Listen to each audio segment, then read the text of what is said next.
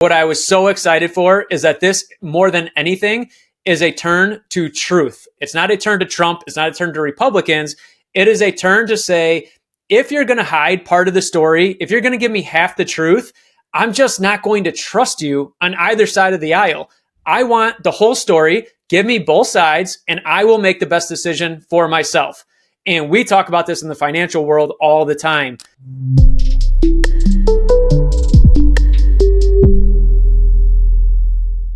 All right, Mike, we are diving right in.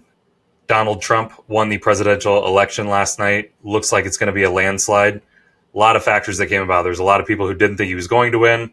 A lot of people on the red side of the aisle, believed he was going to win. But today I just want to talk about, how did he do it? What were the influences? What does that mean for our listeners in their pocketbook now that we have a Republican in the presidential seat?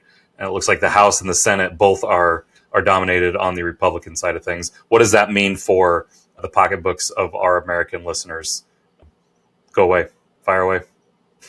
Yeah, man. So, the first thing that I want to talk about, which I posted this on my social media, but it is crazy that the swing to the Republicans was won by basically a Joe Rogan podcast.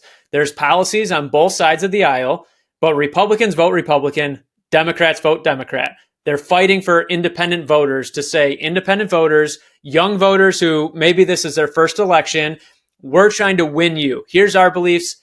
This is the other side belief. How do we sway that middle to lean towards us so we win an election? Last night, the middle showed they leaned towards the Republican side. When you watch a lot of these exit polls, a lot of the things that people are talking about, a lot of the interviews, there was a line of young voters everywhere. And people that were independent voters in line that were interviewed, the Democratic Party thought this is going to be great for us. Everybody thinks Trump is leading. We are closing the gap because look at the young voter turnout, look at the minority turnout, and look at the independent voter turnout. They thought they had those in the bag, and it was a 180 flip. Almost across the board, every minority group went more Trump this time than they did 2020. Young voters switched and went Trump, and it all comes down to the fact they said, why did you vote for Trump? And they said, I just thought Kamala should have done the interview with Rogan. I felt that she was hiding something. And we talked about that, right? The analogy of that, what I described is if you have kids, you realize because you'll have two kids, they're in an argument, he did this, she did that, whatever it is. And you say, I just want to know what happened. And if one kid tells you the story of what happened and says, this is what happened, and then you say to the other kid, what did you do? And all of a sudden it's crickets, or they say no, I didn't do anything. You don't know the true story, but you definitely get that spidey sense of something's not right here. I'm not getting the whole story. And that spidey sense across the American independent voter, young voter, minority voter, that spidey sense of, I don't 100% know which way I lean, but I know that side is hiding something. And because I don't know what they're hiding, I'm swinging this way. And you saw that last night, and it blew across the presidential election, the Senate, and the House because of that spidey sense of something's not right. So for me, what I was so excited, I texted you at 1 a.m. last night, but what I was so excited for is that this, more than anything, is a turn to truth. It's not a turn to Trump. It's not a turn to Republicans. It is a turn to say, if you're going to hide part of the story, if you're going to give me half the truth, I'm just not going to trust you on either side of the aisle. I want the whole story. Give me both sides, and I will make the best decision for myself. And we talk about this in the financial world all the time. The 401k, I have an ad that I saw yesterday. It's all half truths. The 401k is how you retire. Make this investment, you'll save on taxes. It is all half truths. And I think a lot of our listeners, and the reason they're listening is because they have that spidey sense. They're saying, I don't know what the truth is. I don't know what the other side is, but something feels very misaligned here. I feel like you're leaving something out of the story here. And because I'm feeling that, I just don't trust you anymore. And they're searching for answers of, this spidey sense is going off. Somebody please help me see the other side so I can understand what the heck are they leaving out, because something's not right here. And most people that are listening are just saying, I just want to make a fair and honest decision with my money. I want to know the whole story, both sides, and make the best decision for myself. I don't want to make a decision based on half truths. So I was very excited for that, because I think for the podcast world, I think for independent media, I think for people that don't have incentives to sway opinions of people, all of that media and influence is kind of being told, you've gone too far. We want to swing back to the middle of truth, not advertisement and half truths. We want to actually just see both sides so we can make a decision, which I think is so powerful for America. I think it's huge for our listeners to know that now media is going to have to realize we got to pump the brakes. We have to give you the whole story, or at least a little bit of the other side of the story if we want to have any trust, from you at all. Yeah, I think it shows American people, and specifically those in politics, like where people are getting their information today, right? Like people are not getting or forming their perspectives and getting their information from mainstream media as much anymore as they used to. And I think this just shows that, like, you're talking about the young voters, the minority voters. I'd say anybody under the age, we're 36 years old, like 18 to 36, like we've grown up in the podcast age. Like we had mainstream media when we were kids, but we've grown up in that podcast world. Well, now look at anybody who's 18 to 28, like that 10-year time frame where podcasts have been huge in their adult lives. And like that's how they get their information.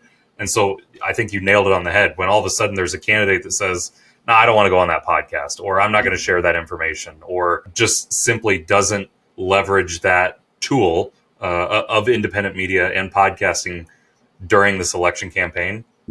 I think they missed a huge vote, because that's a big chunk of voters that they thought, oh yeah, we appeal to the young kids, we appeal to minorities just based on our candidate, we'll be just fine. But if you're not out there in that media source of independent media and podcasting where everyone wants to see you, they want to see your face and hear your views and see those conversations, and you're just not being a part of it. She did the Call Her Daddy podcast, which is essentially a podcast listened to by women about sex and stuff like that. Like it just was not the right podcast to go on for her, but she did it. Where on the flip side, the other candidate, President Trump, JD Vance, even some of the people on his quote unquote dream team, right? Elon Musk and Tucker Carlson, like they all went on Joe Rogan, which is the biggest podcast in the world. And so it's like the second that you do that interview, there's some credibility there, I think, to say, okay, you're not just sitting on CNN, Fox News, CBS doing interviews, one-on-one interviews. You're sitting down in the place or the platform that everyone is listening to, that everyone is paying attention to say, okay, what type of questions? Because we all know Joe Rogan's going to ask some hard questions. He's going to ask the questions that everyone's thinking, but that a CBS interviewer is not going to ask. And so people are tuning into that. I think Trump had 40 million views in the first 2 days.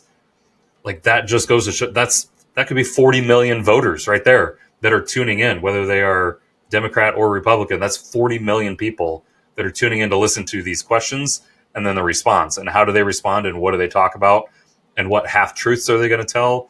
What full truths, or I guess just casual dialogue and real human emotion are they going to share compared to, mainstream media interview, at 7:00 at night. It's just a totally different environment. And I think that you said at the very beginning, I don't want to say that was the reason that Trump won, because I do think he has some great policies, but I think that was such a turning point compared to any past elections in the last 3 elections. That was a pivotal decision and a pivotal point, in the last couple months that all of these podcasts have been happening that really turned the tide on who people voted for, yesterday on November 5th.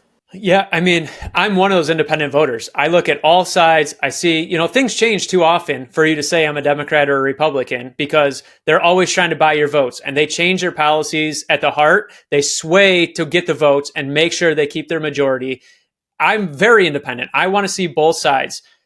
The fact, though, is that I was sitting on the couch and watched a Rogan Trump interview, because I think I relate to the fact that he has the influence and ability to ask tough questions of very high people. I will never have that. So I have to use that as a proxy for me to say, I some reason trust this. He seems very center of the line, which I'm very center of the line. He seems independent. He asks the questions that I would also ask. So therefore, this is as close as I'm going to get to the truth. I would like to see this. All of a sudden, Trump goes on, and I just say like, oh, wow, that was helpful to know his side of the thing, and have Rogan interview him. And then the Harris campaign says, we're not doing the interview. And like I said, when I'm talking to my kids and when somebody's in trouble, it's like, why? What are you hiding then? So you don't even get the other side, which just sways the independent vote to say, I feel like you're hiding something. So you had a chance to win my vote and, you just didn't choose to do it. And I tell my kids this all the time, if somebody debates you, if somebody challenges your beliefs, if you are rock solid in your principles and your beliefs, that is your chance to change their opinion. When somebody says, I don't agree with you, I think you're wrong, tell me why I should listen to you. You can't get offended. You can't just hide. You can't get mad. That's your opportunity to say, this is why I believe what I do. This is what I think, and this is why I think it. And that opportunity comes where now the other side may say, I've never considered that. That's a good point. I've never looked at it that way. And the Kamala Harris campaign had a chance to go on Rogan, which is seen universally, we fit that demographic. It is seen as a trusted source for true and accurate information, not swayed one way or another. So the fact that they didn't do that interview makes you believe there's something that is being hidden there. The big thing for me when I look at this and the economic data that really gets me fired up and excited is because I watch economic data like crazy. I'm always listening to different interviewers' opinions on the data to try to make sure I get all sides, Democratic and Republican, because at the end of the day, you don't know who's going to win. So you have to see, how does everybody view this data? What are things looking like? And I've had a very independent thought process and said, this is what I think is going on with economic data. This is what I think I see in the real world. There's definitely a disconnect here of what I see in the real world. We have hundreds of apartment units. Rents are down. The economy is struggling. My wife is at the grocery store and she's like, geez, the bill is through the roof. Yet I see the economic data reports come out and the economy is on fire. We're doing great. And it's like, you start to feel this disconnect of there's something missing here because what I'm seeing is not reflecting what the data is showing. And either I'm crazy or I'm severely missing something. And then the Democrats say, we're not doing interviews where we could be asked real questions. And it's like, all right. So what I'm seeing in the real world and the data that is published with the Democrats currently in the White House is not jiving here. And now the Democrats are refusing to go before an open and honest conversation. It feels like I'm talking to my kids, right? I feel like there's a piece missing. I know that I'm not being told the truth. I can feel something's off. And now one side doesn't even want to be sharing their side of the story. And that just swings that opinion of the people. And especially for us in the financial world, watching and saying man, we got to do what's best for the pocketbooks. The purpose of this podcast is to share the truth and the information.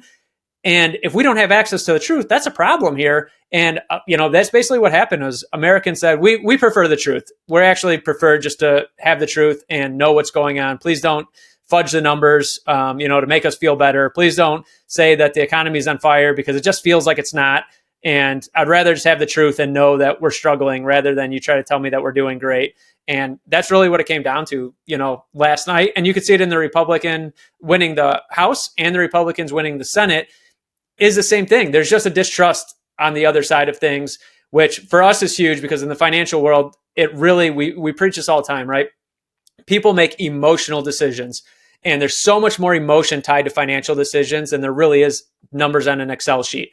Logic is what we try to use as our basis, but people generally make very emotional decisions. Well, we swung back towards logic last night, just in the fact of that we want truthful information. It has nothing to do with Trump, has nothing to do with the Republicans. It just has to do with the fact that Americans said, we want more truth, which is huge for us because it allows us to make financial decisions based on real data, not data that is meant to make us believe one thing or another. So I'm very excited for that because I think we'll start to see real data, good or bad, doesn't really matter. We'll be able to make actual logical, calculated decisions going forward if this swing towards truth and open and honest conversation continues going the way that it seems that it did last night. I am super excited to introduce to you the Doctors and Dollars 5-Day Financial Challenge. I'm Mike Neubauer, I'm CEO of Grand Vision Companies, and I'm the one that you see on the Wealth Wednesday and Daily Dollar episodes with Nate. So Nate and I are partnering again to do something even more exciting, which is the 5-Day Challenge. We're taking the best of all of our episodes, all of our expertise and knowledge, and we're condensing it into an impactful and purposeful 5-day presentation, 1 hour per day, for 5 days to give you everything you need to build that foundation for your financial future. So if you're looking to gain the pieces, you want those puzzle pieces and find out how they fit in your financial plan, head over to the Doctors and Dollars website. Join us on the 5-day challenge. We're putting it together for free, so you got nothing to lose. We look forward to seeing you on the inside. Absolutely, great point. Let's stick with the economic side of things, because I think you're going to make some great points there, and we're already kind of leaning that way. But the economics of our country from 2016 to 2020, anybody who's not a Republican or who's not a fan of Donald Trump, anytime he says like we had the strongest country or the strongest economy in the world, secure borders, kind of his taglines that he's leaned on over the last 8 years. But the truth of the matter is, from 2016 to 2020, we did have a very strong economy. We did not have new wars. We did have secure borders. There's a lot of truth there. And so in knowing that truth is coming and knowing what our economy looked like near the end of that decade before administration changed, what do you see from an economic standpoint that benefits our listeners as far as what we saw in 2016 to 2020 versus now what we can expect 2024 to 2028? Yeah, a lot of people talk about, they want to sell policy, right? Which I get. If you had a good presidency and you had some good wins in there, you're definitely going to preach those and show the wins. But if you look through history, Democrats and Republicans have had strong economies. Democrats and Republicans have had weak economies, and all of them have been through black swan events like COVID. It's just kind of luck of the draw, and sometimes you win, sometimes you lose. The thing that makes a very strong economy, and the thing that I am excited about, we'll dive into it a little bit deeper, but the thing that drives economic growth is certainty. When people know this is what I'm going to pay in taxes, when companies can make decisions knowing this is what the future looks like, this is what the taxes will be, this is what I can expect for interest rates, when employees know this is what I'm paying in taxes, this is what I can afford in a house, when they know that things aren't going to change, they can make better decisions. When you're a human being and you don't know what tomorrow brings, or especially if you run a business or whatever it is that you do, if you don't know what's coming tomorrow, it's very difficult to make a good decision. And because you can't make a good decision, there's just indecision. And you wait. And you're waiting to know which way are we going to go here before I make a decision.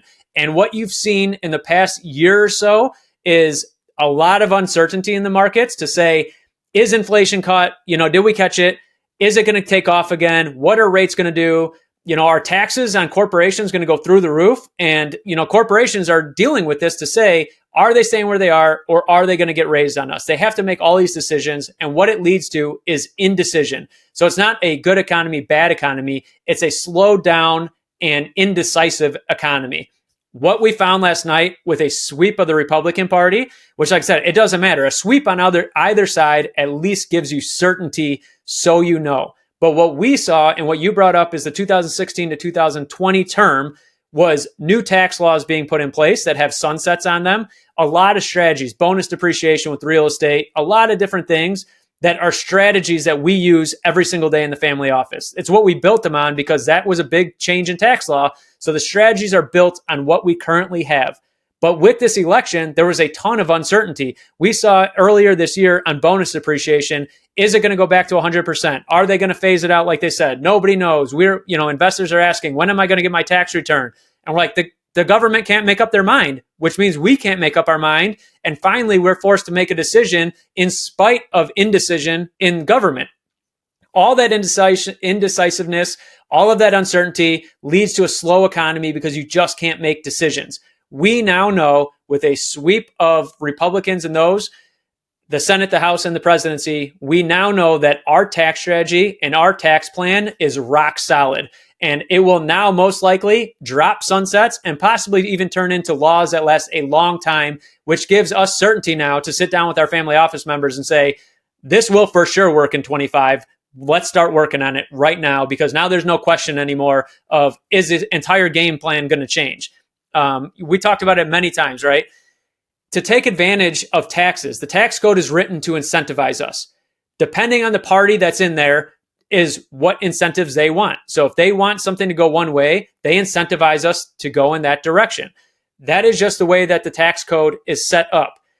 If we had that indecision, we are bouncing back and forth. It'd be like playing a sport, playing football. You learn the playbook, you're ready to go, and all of a sudden the playbook changes. And you're like, well, now we're about to start all these plays and we've changed every single play. We're not prepared for that. And that's what makes it difficult for us when, when we're working with members in the family office. If they're always changing the playbook, we can never get a stable plan together. And a lot of our plans are 5, 10, 20-year game plans.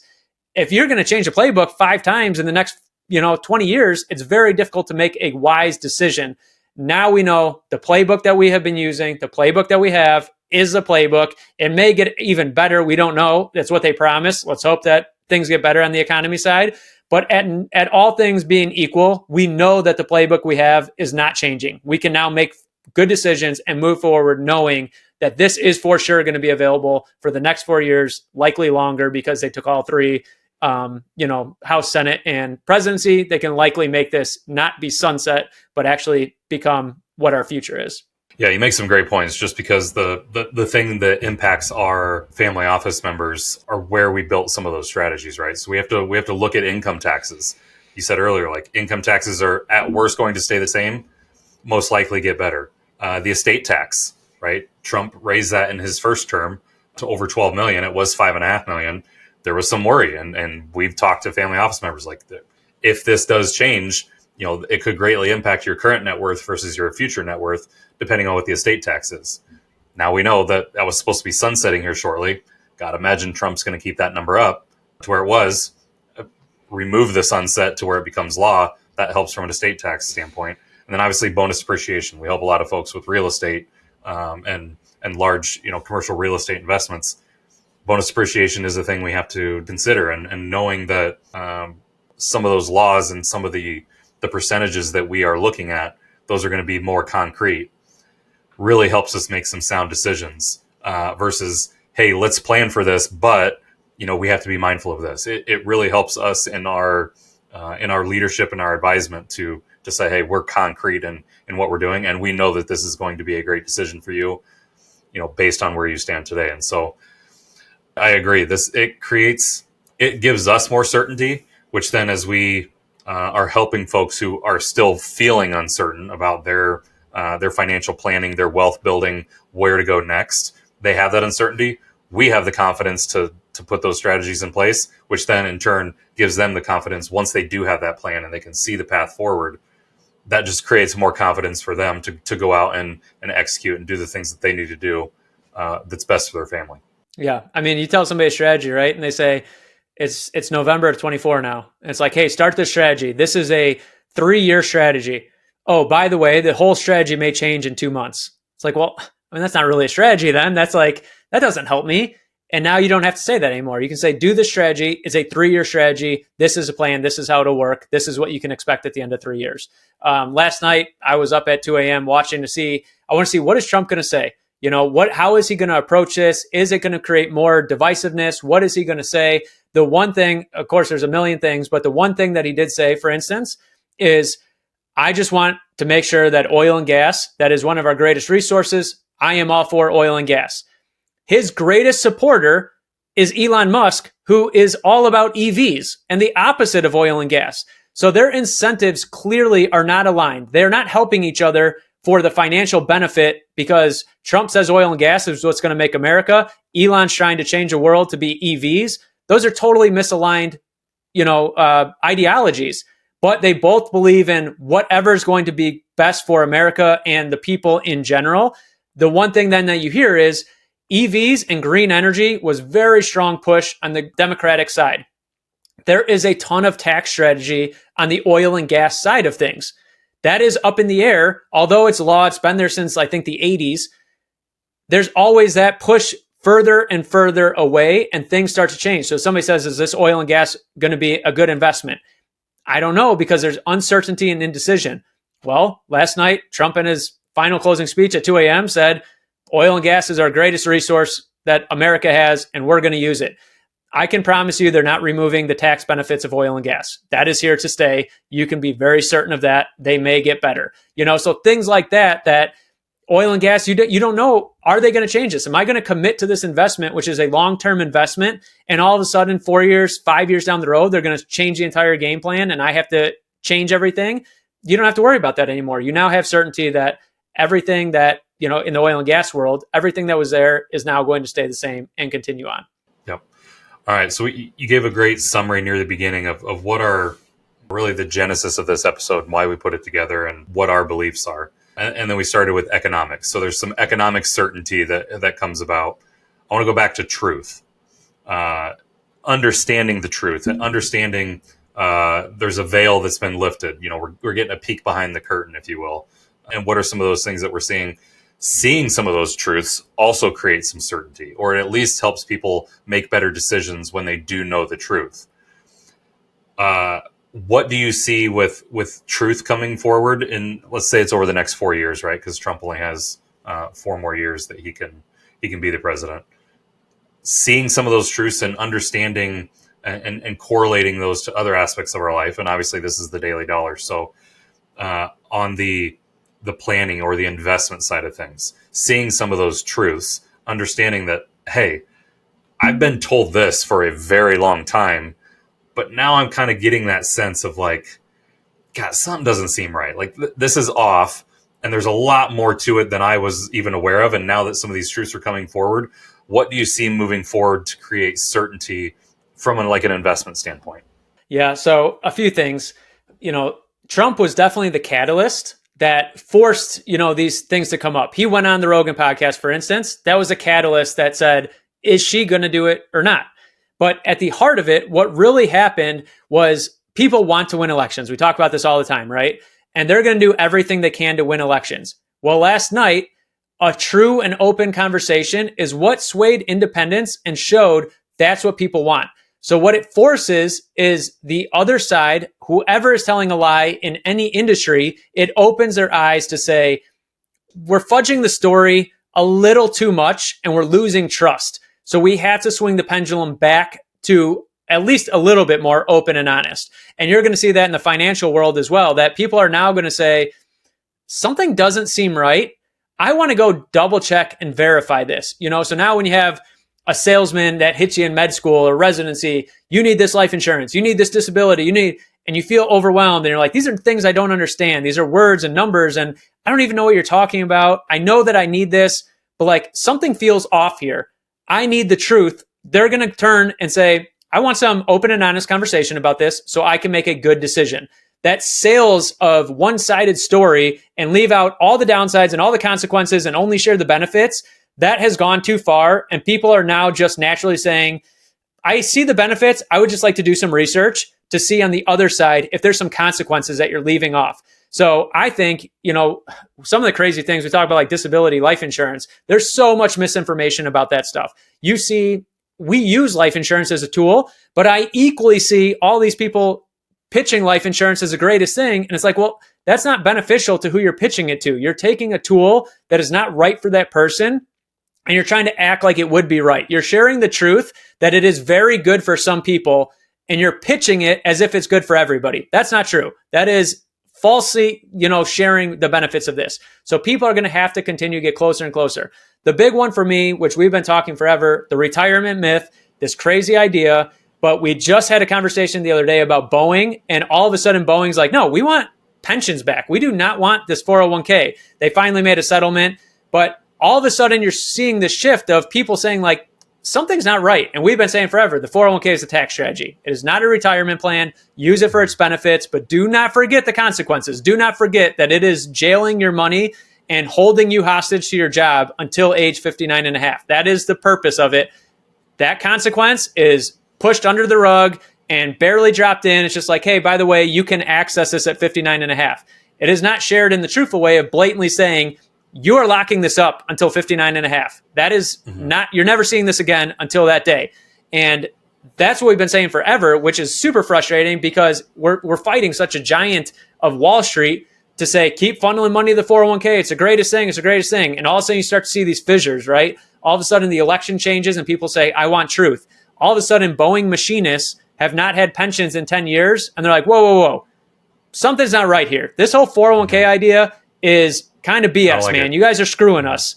And all these fissures start to break. And you can see people start to say, you can see our viewership when people are watching this. You can see people start to say like, wait, my spidey sense went off and I felt like something was wrong, but now I'm starting to see these cracks. I actually want to know, what is the truth? Why is a 401k right for me? Am I using it correctly? am I getting screwed here? Am I getting scammed? Am I going to turn 59 and a half and find out then like, oh my God, I was lied to, or maybe not lied to. I was giving half of the truth. And turns out the other half was very important. I really wish I would have known that 20 years ago. You're starting to see that spidey sense say, something's not right. But now you're seeing the fissures and the cracks in the system where people are identifying, oh, that's what's not right. That's where I'm getting screwed. The truth is starting to seep out. And it's because we have this, right? We have independent people can hop on. They can share real life examples. They can share truths, and they can share both sides of the coin. And people are starting to say, that's actually what I want. I don't want you to tell me what to do. I want to hear both sides of the story, and I want to make a good decision that's best for me and my family. Yeah. And that's the whole reason why we do the Doctrine Dollars different series, right? The Wealth Wednesdays, this daily dollars, to be able to have the open and honest conversations, say, here's how it is. No BS behind it. We probably have people view it and they're like, nope, I don't agree with that. And they don't watch our episodes anymore. But it's the people who do that be like, I have that same kind of feeling. And you're almost confirming or validating it for me. I think what I hope comes from, the truth coming to light is the word alternative, right? Like real estate and oil and gas and all these different strategies that we think are important. They're called alternative investing in the financial world, right? It's like, here's the main way. Everything that's not this is alternative. Bitcoin and stuff like that falls into alternative investing. I would love to see a world where all of these things that we do over here get pushed into the middle and it's just investing. Like you've defined the word investing before. You've explained how you defined investing to your kids, which I think is a great explanation. That's in the how to teach your kids. Basically, it's just your money going to work for you. Either you trade your hours, that's called working, earned income, you trade your hours for money. Investing means I'm taking my money and sending my money to work and it will earn money for me. That's it. Mm-hmm. Doesn't matter if it's real estate, doesn't matter if it's stocks, doesn't matter if it's bonds, it's all investing. Yeah. And so I think you see where my mind's going there is like, if we could just pull all of these other alternatives in line with Wall Street and, these retirement plans and everything like that, and it's just investing, I think that truth would be extremely powerful to a lot of people who don't want to wait for retirement. Like they think, I have to do alternative investing if I want to be successful later in my career and not have to work longer. If I can retire sooner. I keep saying the word retire, but like people think 65, and if they retire or stop working at 60, they retired early. Like, hey, I retired early. You retired at 60? Wow, that's awesome. I want all of that to come into the middle, and it's just investing. And investing happens throughout your career. And then you can make a sound financial decision that allows you to maybe work less. Maybe you don't retire, but you work less and you enjoy your work for 25 hours a week. But because you invested, not alternatively invested, not mainstream invested, you just invested wisely, you then can enjoy your life at a much sooner date, so that people are saying, wow, that's awesome that you're traveling and you're living life. Not, hey, you retired earlier than 50 million other Americans that are your age. Yeah, at least you can have control over it. At least you can say, this is my plan. This is what I want life to look like. Okay, what investments get me to this plan? If you're saying my plan is I'd like to retire at 60, I don't mind working, I like a 40 to 50 hour week, and I'm totally cool working until 60. If that's your plan, you can still choose the mainstream 401k plan as your sole investment option. That's fine. But if your plan is different, you should be able to know that there are other options out there. And you can start to see these stories and these half-truths and the choice of words, because I'm living example of it. So alternative, it's like, hey, what are we going to call these words or these investments? And they're like, we really want people to feel like they're risky. I'm like, yeah, but we can't say risky investments. What about alternative? That's something that seems kind of outside the norm, and it probably implies risk. And people think that it's risky and will say it's just alternative. And it's like all of a sudden that word gets pushed, alternative. And it's like, I'm living example. I go down and I do the alternative route. And all of a sudden at 33 or whatever, like cash flow is covering what I have to trade my time for. And all of a sudden I'm quote unquote retired. And it's like, well, I mean, that doesn't seem like that was supposed to happen. I thought I had to work till 60. And it's like these alternative, risky investments, they went really well. Like I just learned how to do them and this went well. And it's like you start to see like something's off here. I don't know what's off here. And that's what it is that there's a reason, right? Like the word alternative is meant to imply risk to you. When your ears hear it, it's meant to hear risk. What Wall Street is really saying in the word alternative is like non-commission paying investments. Like if you go buy a single family rental, it's very difficult for me to scam 1% off the top of that. I can't do that as an investment advisor. If you go and invest in Bitcoin, it's going to be very difficult for me to scam my 1%. So we just keep calling it alternative, and it makes you not do things because you're forced for your comfortability to go into investment options that pay very high commissions to Wall Street. And we just call it alternative to kind of lean you that way. And really that's what it comes down to is we need to make our commissions. Wall Street is built on the system running the way they built it. They need to make sure people keep going down that route. And any shift in that is concern for the big paychecks on Wall Street. But they do it, and they do it by sharing half the truth, and which we've been sharing and saying, this is craziness. Like we see it. We're living proof of the other way. We see the craziness on the other side. We finally are starting to see some of those cracks and fissures where the American public is starting to say, I see it too. Something's not right here. This is kind of BS. You know, this whole idea of working for 40 years, give up my whole life until I'm 60 so that I can get my life back. Like, I don't know a better option, but that feels kind of crappy. And I'm starting to realize that like my spidey sense is saying like, I don't know that I like that anymore. And I need to find something else. I just had a bit of a light bulb moment as you were talking there, and then steer me back if I'm off base. But I think that there is an epidemic of uncertainty with people's financial plans or the path to move forward for them that they are comfortable and they have confidence with because they've only been pushed the mainstream, right? They've been pushed that alternative is risky. And so they hear that word and they're like, they felt like they might have been certain, but they know that there's alternatives sitting over here that other people are using. They just don't have either the education or the confidence to try those or to ask someone about them. One, they can't ask their financial advisor because their financial advisor is like, no, don't do those. That's risky. But I feel like the Wall Street and the financial planning world as a whole has created this uncertainty. But they make their money off uncertainty, right? They're going to say, "Hey, I'm your guy, I'm your girl that is going to help you get to, point B in your life, which is age 60, age 65, whatever your retirement date that you want is." And there's a sense of confidence there of like, okay, this person's going to help me. But then there's just 40 years of your career where there's uncertainty of like, well, why is there these alternative investments over there? Why do I see people on Instagram making a ton of money or talking about these different things that have made their life amazing and they're able to travel and spend more time with their family? Like, how am I not doing that? But I have a plan. I work with my financial advisor and they've gotten me in all these different investments. But I still have uncertainty. And I think that word alternative scares them, but intrigues them enough, but they still have the uncertainty because what they're doing is not there. And so it was funny. You were talking about the word alternative and how it's kind of scary. I think of like alternative rock music, right? Everyone thinks of, the classic rock and roll, AC/DC and Guns N' Roses. Well, then in the 90s, alternative rock came about, right? And then you had all these different bands and alternative rock got even more popular in the early 2000s.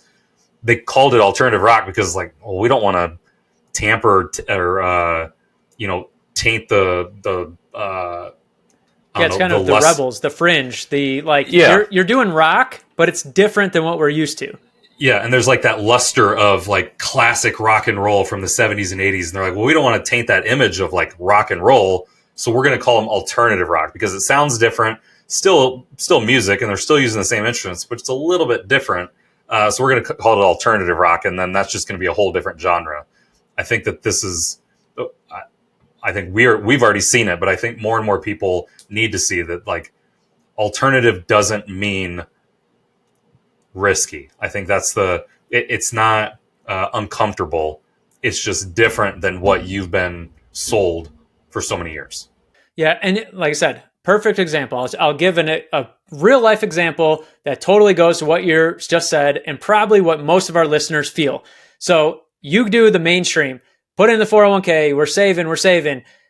And you see the 401k statement and you see the changes, but you also see inflation going through the roof. And like, okay, maybe you don't see inflation. You feel groceries go higher. You know that gas feels like it's more expensive. You know that everything seems more expensive. Housing prices are rising. You're like, okay, something's not off. Then you see somebody like me who's doing real estate. And, you know, like I have these people in my life that are going very mainstream. And then they ask me, how are things going? Like, oh, I bought these more rentals. Okay. Oh, now I'm buying apartment buildings. And there's like, wait a second. Like, how are you free and living this amazing life? And how are you doing this? You're not doing the 401k route like I'm doing. And there's just that disconnect of like, wait a second. That looks really good, but I'm told that that is risky, but I'm not seeing failure over there. So that doesn't make sense. And you can see how this narrative is shifted because if you ask any real estate investor, you go ask anybody that I know that owns rentals and say like, isn't it a pain? Toilets and like tenants and what a mess managing. They'll all say like, I mean, it's not that big of a deal. You know, I mean, we take care of it. It's yeah, it does it happen? Yeah, of course it happens, but it's not that big of a deal. The reward is far greater than those little bit of inconveniences. But you ask somebody who's bought into the mainstream idea, why don't you own just one rental property? You don't have to go totally alternative, but why not just dabble just one single family rental? Why do you not own that? Are you kidding me? The toilets and the tenants and the headaches, it would be so terrible. But you ask anybody who actually has done it and they're like, it's just not that bad. It's not a big deal. And you start to see that more and more where the mainstream has this belief, but then that belief is not corroborated when they look at real life. And what you see and what you're told, it continues to go back and forth. And you're like, oh, man. And that's where that spidey sense comes. Like, why do the people that I talk to that own rentals seem to enjoy the cash flow? It doesn't seem that risky. But over here, the Wall Street advertisements are saying how risky it is and why I need to just trust them and put my money there. That disconnect, there's something missing here. And yeah, I'm just super excited to finally see that people are starting to realize this disconnect is for a reason. I think maybe I'm only getting half the story. I think maybe somebody's not telling me everything I'm supposed to know about the alternative side of things, you know? Yeah. I think you know what would be hard about toilets and tenants and managing a property or properties is if you were still working 60 hours a week, right? If you had a full-time job and then this was just like a side thing that was taking up more of your time, like you had a couple single family properties, that would be difficult. But the more that you build your portfolio, and I'm not just talking like a real estate portfolio, just quote unquote alternative investing in general. You build up an alternative investing portfolio in general that gives you cash flow, that gives you passive income, and you only have to work 30 hours a week. You ask someone that's like, oh man, you're a doctor and you do this at the same time. Like, how do you juggle all that? It's like, well, all this stuff over here really isn't that bad. But it's because you only have to work 30 hours a week because of the alternative or the passive income, the cash flow that you're receiving. You don't have to spend as much time in your full-time position as a physician, as a business owner, whatever it might be that brings you a high income.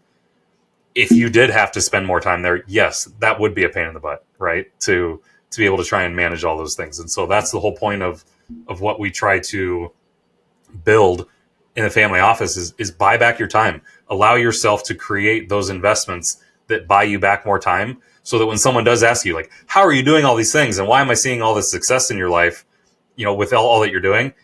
It's not like, oh my gosh, I am just at razor's edge. I'm about to lose it. I have so many things on my plate that I just can't handle it.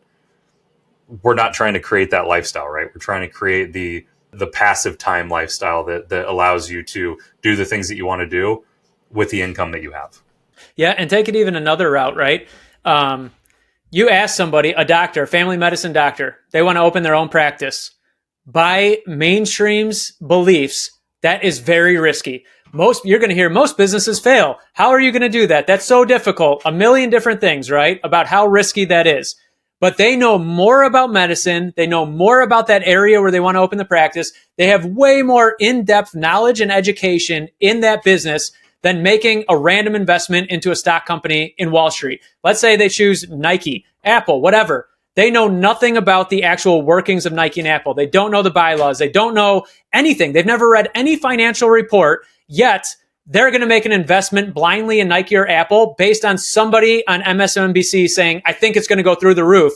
And they're going to shy away from opening a private practice, which will probably change their life forever because it's quote unquote risky, even though that's where their knowledge and education lies.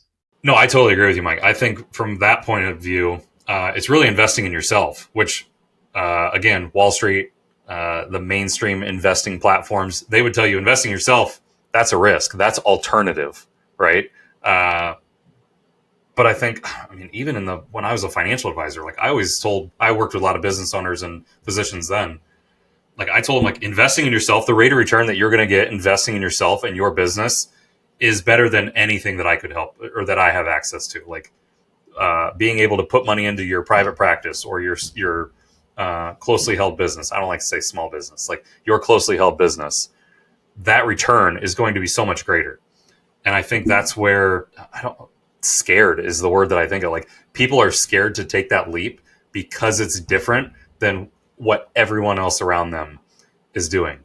And so if these next 4 years are anything, and maybe Trump isn't the influence on, a closely held business owner in, small town Arkansas, but what I hope to see over the next 4 years is that people press down that scared feeling and get a little bit more courageous with what they want to do and take more control of their life because there is more certainty from an economic standpoint. There is more certainty in tax law. There is more certainty in investment strategies that are going to work because of the framework of the economy that we will now have in place. Yeah. And you talk about that fear sells, right? Fear motivates people to do things. And that's what I'm excited about. I feel like the fear machine has gone a little too far, but fear motivates people to give up on a private practice and do this. Fear motivates people to not pull the trigger on a rental because it's just too risky. That's what the article said from Wall Street. It said 401ks are way safer. And it just plants these seeds of fear. And we see this, right? We started the family office. I shared my story because I researched wealthy people. What do they do? How do they do this? And it brought us back to not the mainstream idea. That's not what the wealthy people built it on. And when you talk about fear, the fear and the uncertainty is what stops people from taking that next step.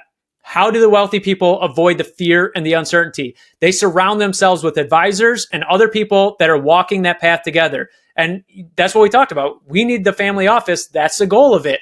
We don't expect people to go read an article and change their life and forget all the fears that mainstream has been putting on them and go buy a rental property, open a private practice, and totally change their investing world, because that fear still exists there. But you overcome that fear with the support, with the knowledge, with the expertise of all these advisors, all the support of people doing what you're doing.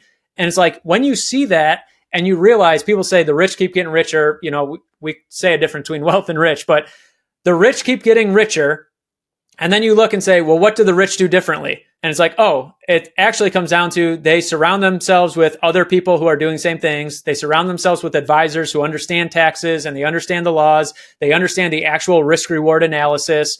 They understand all these things and they keep getting richer. And for the longest time, people are saying like, oh, okay, that makes sense, but I'm going to do mainstream. And it's like, okay, well, how did this family continue to get richer? Oh, they did the same thing, surround themselves. They had advisement. They knew the tax code. They knew the purpose of the tax code. They knew how to use it to then, take advantage of the incentives.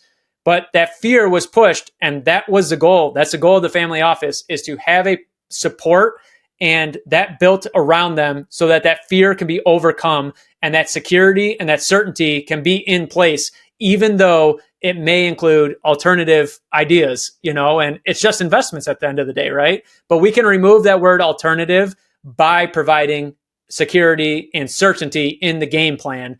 And that's how we remove that word alternative equaling risky. Yep. I think for my final thoughts, the members that we have in the family office right now, and we do have the application period open at the moment. We're bringing in 9 more members here before the end of the year. Today is November 6th. So I think my biggest takeaway or my biggest thought and final thought is, how did the rich get richer, or how are wealthy people building their wealth? They didn't do it by investing in mutual funds. They didn't do it by pouring money into a 401k. That's not where you're going to build wealth. If you looked at I'm not talking like the 1%, the Bill Gates of the world. I'm talking about those people that are worth 5 to 50 million. They got to that point by starting a business, building a business, investing in other people's businesses, investing in real estate, those quote unquote alternative investments or riskier things. That's how they built their wealth. It was not in a defined benefit plan. It was not in a retirement account that locked their money up till 59. There are a lot of wealthy people in this country that are between the age of 40 and 50. They wouldn't be, I mean, if you're pouring money into retirement accounts and that's your way to build wealth, you technically aren't wealthy. You've locked up money until 60. You can't claim that wealth when you're 40 or 45, 50 years old in those types of accounts. And I think that anybody who's listening that has had that same spidey sense that you're having, with American politics and how the world is going to be shifting, if there are people who are having those same kind of spidey senses of like, man, I've had uncertainty. I've always felt like something else was out there, but I wasn't quite sure. I mean, come chat with us. Come read some articles or educate yourself on the alternative, because that's really where true wealth is built. 100%, man. Yeah. I mean, if you're feeling that spidey sense, there's a reason you're feeling it. You just got to take action and realize, and you don't even have to call us, but do something. Do something to say, there's a reason for the spidey sense. Something's not right. I need to figure out what's not right here. I need to figure out what am I missing. It's not fair that I'm only getting half the story and I'm basing my decisions on half the truth. I need to know the whole story so I can make a good decision. So whatever it is, just get that other side of the story. Just find out, man, is a 401k actually going to take care of me in retirement? Because by the time I get there, it might be too late. I don't know if I want to run that risk anymore. I feel like my spidey sense is saying I should probably consider, is this the only option for me? Should I think of something more? Okay, everybody that owns a rental that I've talked to, they're actually not that upset about owning a rental. They're kind of happy. Why do I think it's so risky? I need to think about, why does that seem risky to me? This person opened a private practice. Why did that seem so unbelievably risky to me, yet they're still in business? What am I missing here? Why? I see all these businesses on paper and in the articles, they're supposed to all fail, yet this one that I see is successful. What is that? Why is that? I need to figure this out, and you just got to get that other side of the story so you can make the best decision. You're welcome to stay going 100% 401k.